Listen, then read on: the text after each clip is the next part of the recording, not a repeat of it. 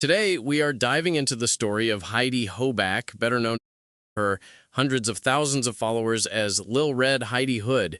This examination of her journey reveals a compelling narrative about the perceived dream of an off-grid independent life and the harsh realities of making it a public spectacle. That's right. For many, Heidi embodied what the piece describes as, quote, American grit and feminine independence, end quote.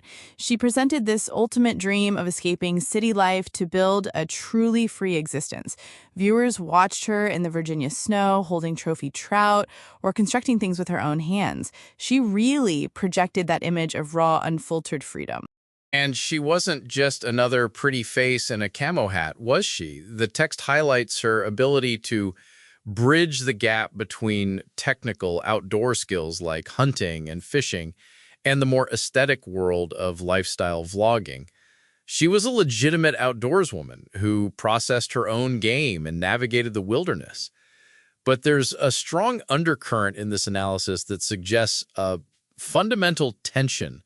The more natural something appears online, the more artificial the creator's life can become. How did that manifest for Heidi? It became incredibly clear as her channel grew.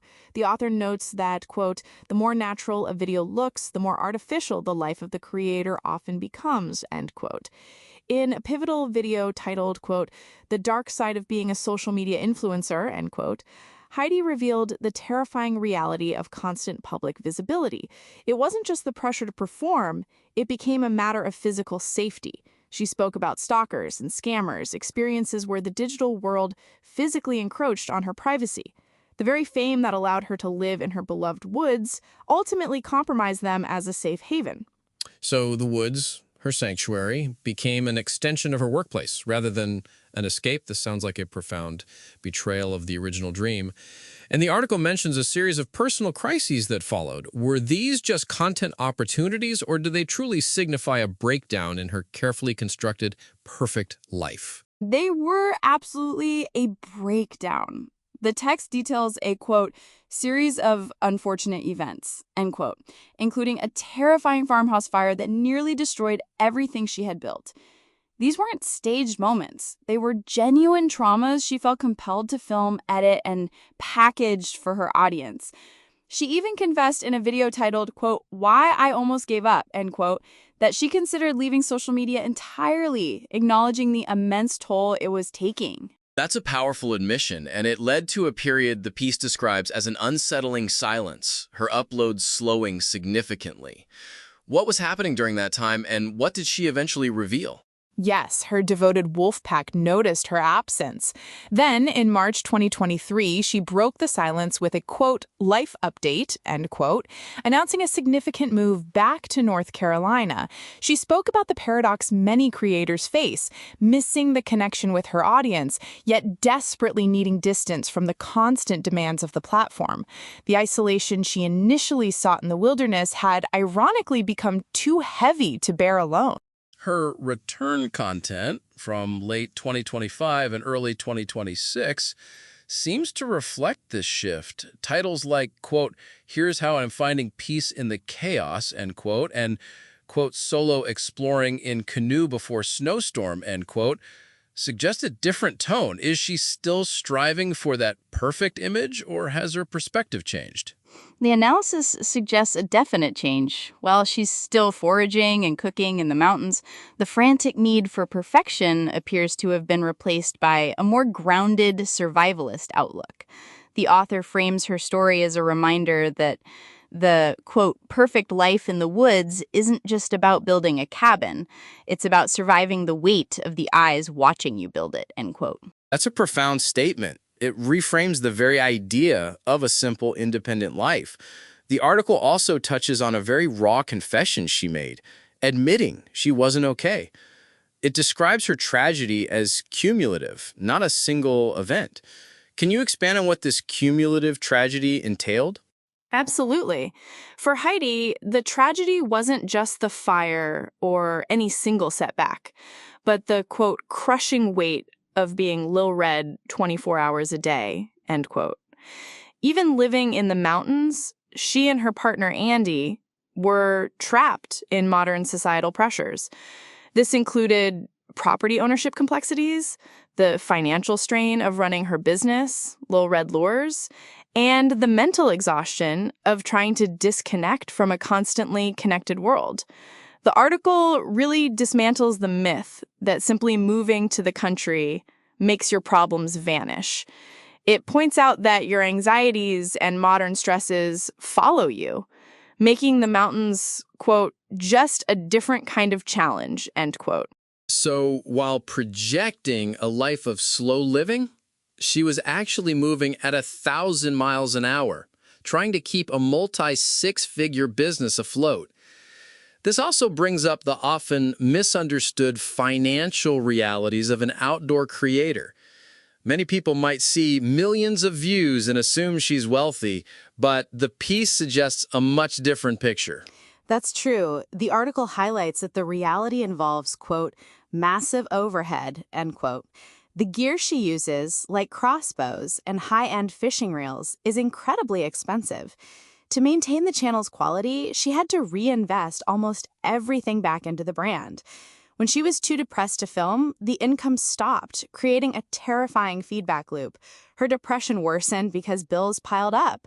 Her dream life became a high-stakes gamble where one bad month could mean losing everything she had worked for. Beyond the mental and financial strain, the article points to a severe physical toll. What were some of the dangers and pressures she faced in the wilderness that don't make it into the highlight reels? She showed the freezing nights when heaters failed, equipment breaking miles from civilization, and the genuine danger of being a woman alone in the wilderness. She had to be on all the time, with no room for error. A slip on a riverbank or a mistake with a wood stove could be life-threatening. The constant vigilance, coupled with the pressure of filming it for hundreds of thousands, was enough to break anyone. The piece emphasizes that the simple life is anything but. It demands a level of multitasking a corporate job never would. It sounds like her chosen path, her sanctuary, ultimately became her greatest burden. The article refers to this as the influencer's curse. How did this affect her relationship with nature, something that was initially her passion? The deepest loss for her was the loss of her sanctuary. For most of us, the woods are an escape from work. For Heidi, they became her work. She spoke of the guilt of being in a beautiful place and feeling compelled to film it instead of simply enjoying it. That's the, quote, influencer's curse, end quote, monetizing your hobby until it becomes your boss, leaving you nowhere to go for rest. Her hiatus was an attempt to reclaim her relationship with nature, learning to fish without worrying about camera angles, and sitting by a fire without concern for lighting. She literally had to, quote, stop performing her life in order to save it, end quote. That's a powerful transformation, and her return involved a tactical decision, as the article states, to stop being a character and start being human. How was this vulnerability received by her audience, and what does it tell us about the nature of online communities?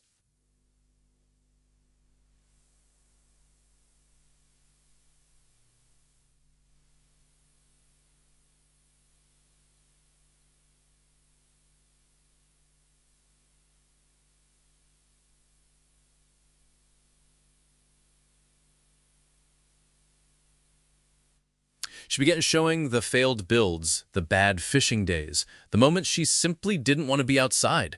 This pivot saved her, but it exposed a dark side of the audience. While her wolf pack was largely supportive, some reacted poorly to her vulnerability. It was a Herculean task. If she was too happy, she was called fake. If too sad, she was dismissed as complaining. Her story is really about the death of an illusion, the belief there's a geographic escape from struggle. She found a more beautiful place to be unhappy, and then had to do the hard work of finding happiness within herself. Her journey really underlines that the so-called simple life is far from it. It's beautiful, difficult, grueling, and heartbreaking, as the author states. The triumph of her return lies not in finding an easy fix, but in her honest, painful process of deconstructing the brand to save the person. She truly became, as the piece puts it, the, quote, CEO of her own survival, end quote. Exactly. She didn't find the lowest of lows by failing. She succeeded so well that her brand nearly consumed her. She had to lose her peace to truly understand what it was.